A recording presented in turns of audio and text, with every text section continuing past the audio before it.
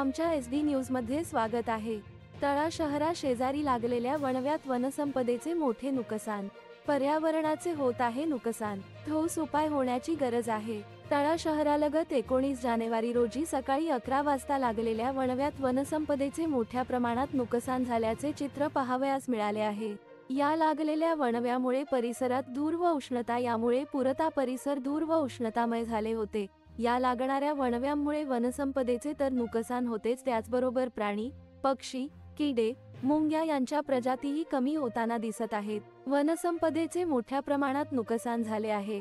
सदर वणवा हा खाजगी मालकीच्या जागेत लागला आहे। या लागणाऱ्या वणव्यांमुळे जंगली प्राणी, मोर, लांडोर हे प्राणी, पक्षी जंगल भागात प्रवेश करतात नजरेस पडायचे, मात्र आता ते कमी प्रमाणात व दूरवर जंगलात गेल्यावर दिसतील असा विश्वास नाही।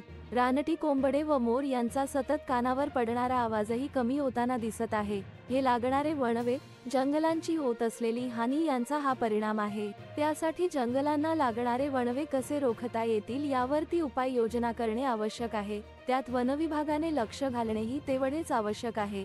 या सर्व बाबींचा विचार नागरिक व वनविभागाने केल्यास आपल्या पुढील पिढीला याच जंगलात प्राणी पाहता येतील व जंगल परिसरही शाबूत राहील। वनसंपदेचे रक्षण करण्याची जबाबदारी आता सर्वांवर येऊन ठेपली आहे। वनविभाग अधिक जागृत होण्याची गरज आहे। वणवा लागल्यानंतर पक्षी जेथे आपले घरटे असतात तेथे उडत असताना दिसतात, त्यांची अंडी किंवा छोटी पिल्ले त्यात असतात, परंतु त्यांना काहीच करता येत नाही। हे दृश्य खूप भयानक वाटते।